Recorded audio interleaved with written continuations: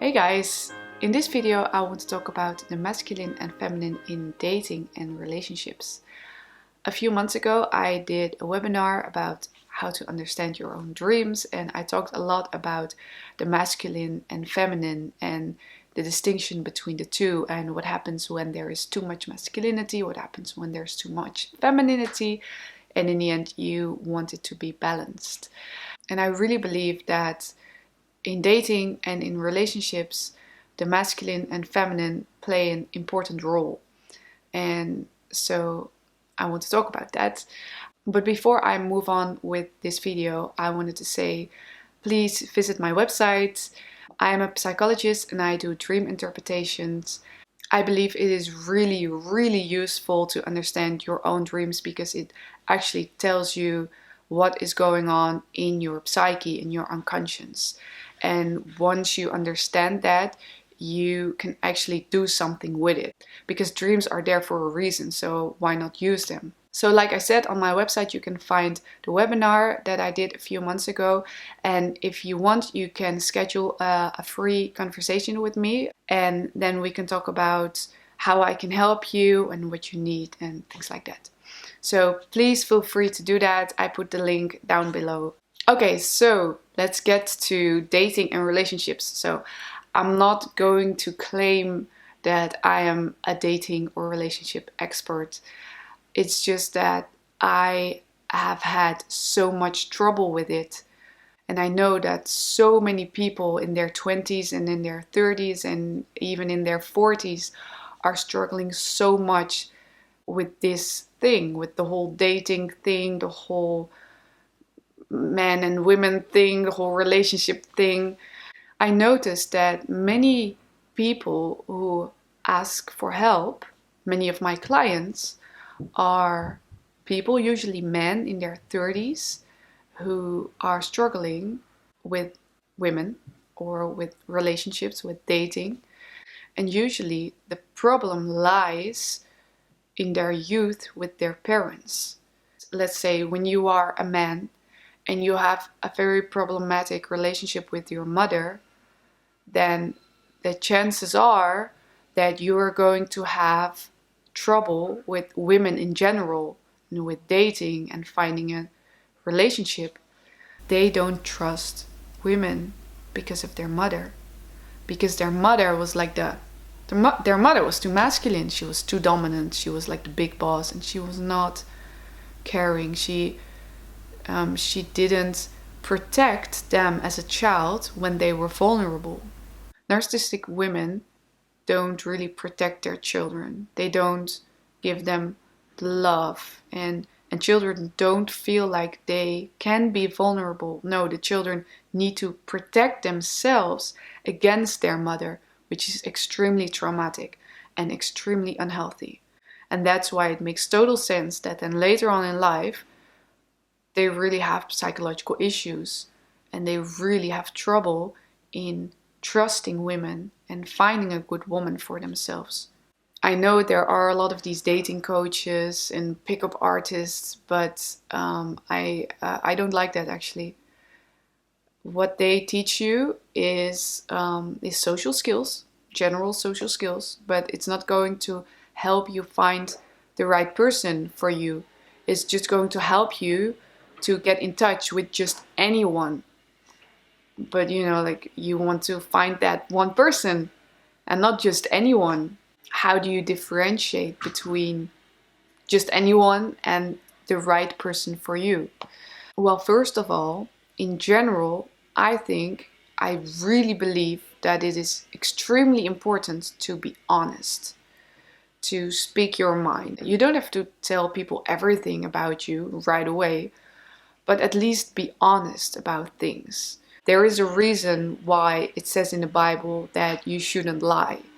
Because when you start lying, you are not being real, You are creating a mask for yourself.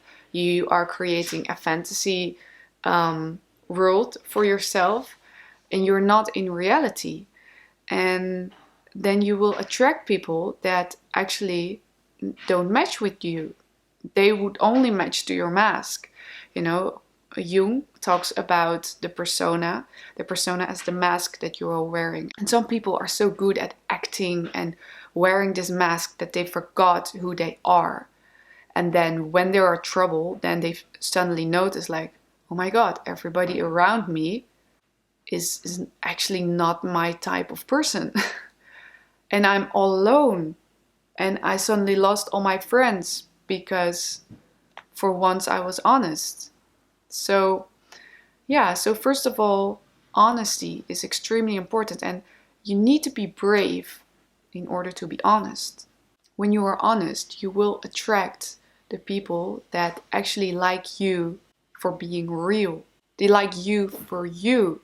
But when you are acting, when you are lying all the time, when you are just playing this social game, people only like your mask. And the thing is that when someone rejects you, they don't reject you, they reject your mask, and that's not so painful. But when you are honest and when you are really you and people reject you, then they reject you for being you, and that's extremely painful. But when they love you for being you, that is just extremely beautiful. So you need to take risks. You need to be honest. You need to be yourself. And that is extremely difficult for a lot of people. But it is extremely important. Because you want to find the person that is right for you. And that person won't be able to find you when you are wearing your mask. So take off your mask and be real. And for a lot of people, they don't even realize that they're wearing a mask because they have done this for such a long time. They don't know who they are anymore. They lost themselves. I lost myself at one point. I didn't know who I was anymore. I was always acting like a clown. I was being funny. It's also because I wanted to keep men at bay because I was afraid of men. I was actually terrified of men because they're big and strong. They can actually hurt you. I'm not big and strong. They could hurt me, so I was afraid of them. So my reaction to that was that I started to behave masculine. I was kind of aggressive. I didn't present myself as vulnerable. I always felt like I needed to come off as like a tough person that you can never hurt, you can never come close to. And so the men that I attracted were feminine, of course, because I was behaving in a masculine way. And masculinity attracts femininity. So I was being aggressive, I had my big mouth, I was always discussing. I was always trying to compete with men. I was always trying to be better. And then I attracted feminine men. And for me that was fine by then because, they couldn't hurt me. I could easily take them. Well, that's what I believed. I don't know if that's really true, but, that's what I believed. Like, okay, I'm safe with them because they can't hurt me. Okay. But then after a while, I started to realize like, they will never be able to protect me because they're really feminine. They're boys, I was like, yeah, but actually I want a man. But that's so scary. Because like I said, they're big and strong and, and I feel so vulnerable around them. But sometimes the cave you fear to enter holds the treasure that you seek. So I needed to take off this mask of trying to protect myself. And I needed to be real. I needed to find myself and I needed to be real and be vulnerable. And that is scary, but I did it. It took me like 2 years to come back to my femininity. The only thing that I had to do was not acting like a man anymore, not acting masculine, not being aggressive, not trying to be funny all the time. What was left was me. You know, I was not trying anymore. And since I was not trying anymore, there was me. Me, a vulnerable person. And so eventually I started to attract masculine men. The reason that masculine men like feminine women is more or less the same as the reason why women like children. Because children are vulnerable. If a child can do anything and you don't have to take care of the child and he knows everything and he is completely independent, that's not cute. No, it is cute. The child is cute because he needs you and he kind of surrenders to you. And that's why you love the child, because he's so vulnerable and you want to protect the child. And that is what men generally like about women, that they're in some ways, not in every way, but in some ways they're so vulnerable, you know, and they can feel extra masculine then because they can actually protect the women. But it's not like a man should or wants to take care of women completely. No, that's not the thing. Men want to protect women, and men want to be like the bigger, stronger person. But they also want to be taken care of by the woman. So in her feminine way, she protects the man, she provides for the man, she takes care of the man in her feminine way, so in an emotional way, in a loving way, in a very soft way, because men long for that. And then the woman wants to be protected and be taken care of by the man in the masculine way.